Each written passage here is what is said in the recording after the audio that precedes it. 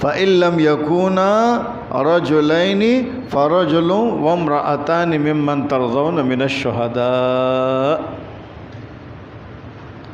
اگر تمہیں دو مرد نہ ملے تو پھر ایک مرد اور دو عورتیں۔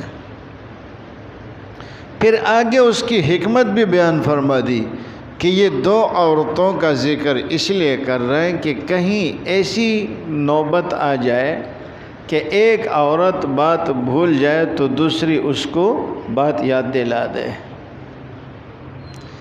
یہ جو دوسری عورت ہے یہ اس کے ساتھ بطور معاون کے ہے، یہ بھول جاتی ہے۔